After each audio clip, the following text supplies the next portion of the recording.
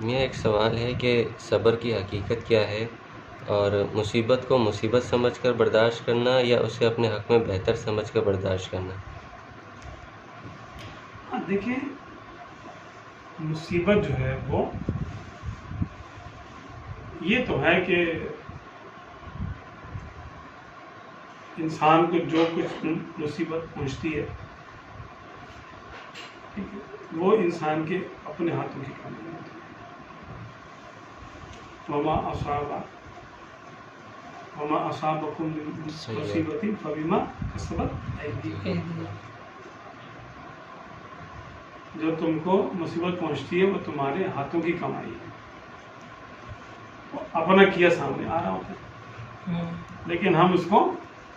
پہچانتے نہیں کہ یہ تو وہی ہے جو میں نے پھینکا تھا وہی واپس آیا، بعض گشت ہے، یہ تو یعنی گونج ہے، ایکو ہے،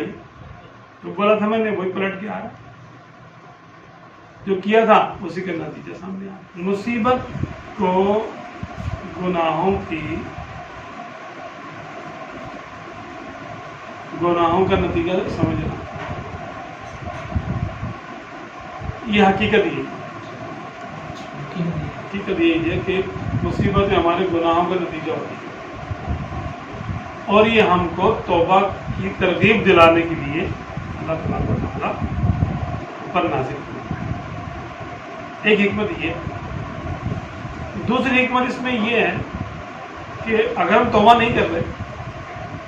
تو آقا دو عالم صلی اللہ علیہ وسلم کی دعاؤں کے طفیل وہ مصیبت ہمارے لیے دنیا میں ہی کفارہ بن جاتی ہے۔ مثال کے طور پہ ایک دن کا بخار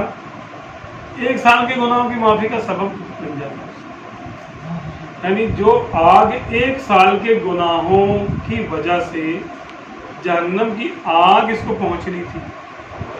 وہ آگ دنیا میں بخار کی شکل میں اس پر اتار دی گئی، تو کتنا فائدے کا سودا۔ یہ تو معمولی بخار ہے نا، اب سر کا درد ہے، معاذ اللہ بیماری ہے، کینسر ہے، ڈائلسس ہے، پتہ نہیں دنیا جہان کی بڑی بڑی بیماری، تو جس کو ہے وہ 2 حال سے خالی نہیں ہوگا، یا تو اس کے اگر وہ نیک آدمی ہے تو اس کے درجات بلند ہو رہے ہوں گے، گناہ تو ہے نہیں، تو اس کے درجات اوپر ہو رہے ہیں، کہ اللہ تبارک و تعالیٰ نے بعض نعمتوں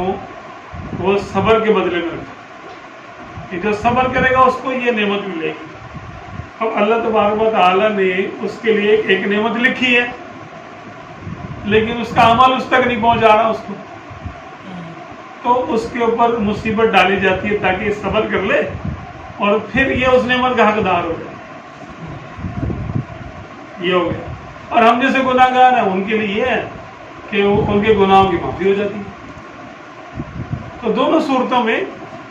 مصیبت ہمارے لیے ایک نعمت ہوتی ہے، مصیبت ہمارے لیے جیسے بیماری ہے ایک نعمت، صحت مندی ایک نعمت ہے نا، تو دیکھا جائے تو اس سے بڑی نعمت بیماری ہے، کیونکہ یہ تو گناہ معاف کر رہی ہے نا، صحت مندی سے کون سے گناہ معاف ہو رہے ہیں؟ عافیت سے کون سے گناہ معاف ہو رہے ہیں؟ عافیت تو نیکیاں کرنے کا موقع ہے، مہلت ہے، دیکھا جائے تو مہلت بڑی چیز ہے، لیکن کیا ہم اس سے فائدہ اٹھاتے ہیں؟ جتنے آرام میں ہوتے ہیں اور غافل ہو کے سوتے ہیں، اب تو سکون سے نیند آئے گی، تکلیف میں ہوتے تو اٹھ جاتے ہیں، چلو کچھ اللہ اللہ بھی پڑھ لیتے ہیں۔ تو ہم جیسوں کے لیے تو بھائی یہ مصیبت تکلیف ایک نعمت ہے، لیکن کیونکہ ہمارا ایمان کمزور ہے تو ہمیں منع ہے کہ مصیبت کی دعا مت کرو،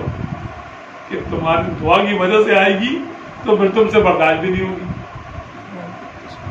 تو اس لیے اگرچہ مصیبت بڑی نعمت ہے صحت مندی سے، اور صحت مندی یا عافیت چھوٹی نعمت ہے، لیکن حکم یہ ہے کہ عافیت کا سوال کرو، ہے نا، عافیت کا سوال کرو، صلی اللہ عافیت، अल्लाह से आफियत मांगा करो, मुसीबत मांगो मत मांगो, दिल में तमन्ना भी ना करो कि मुझे मुसीबत हो जाए, फला मुझे बीमारी हो जाए,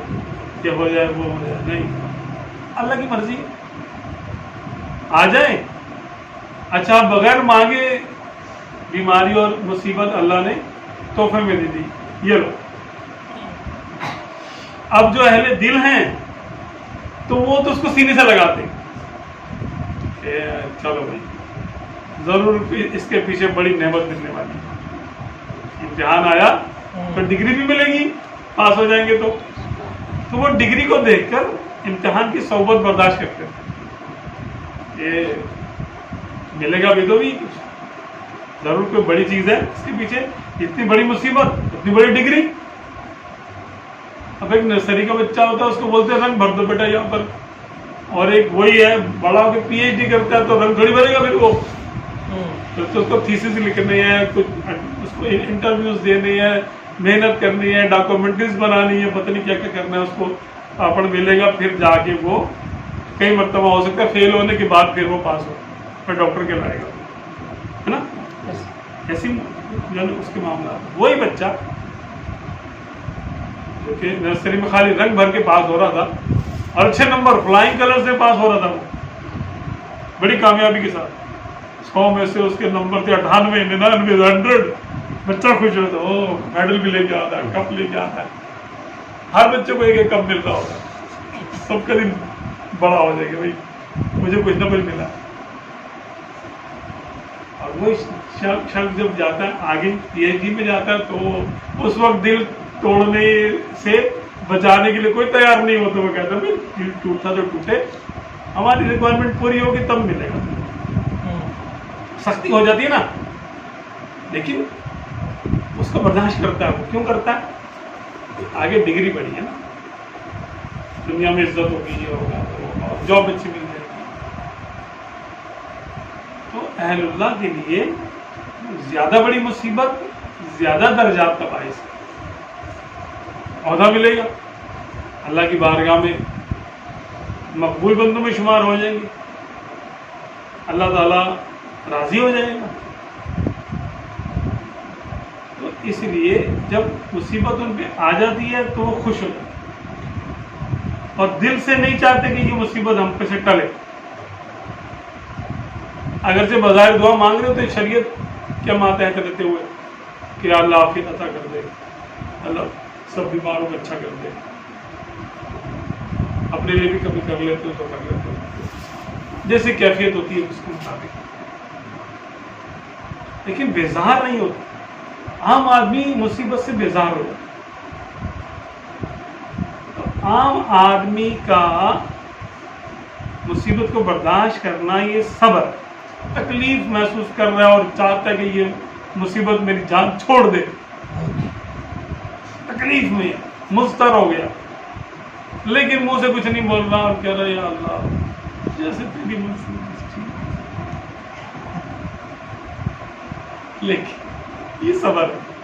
कि बुरा समझ रहा है मुसीबत को, लेकिन अल्लाह ताला की शान के सामने अपने आप को सरेंडर कर रहा है और कह रहा है कि मौला मैं क्या बोल सकता हूँ, मैं तो एतराज नहीं कर रहा हूँ, लेकिन बस मेरे औकात से ज्यादा है ये,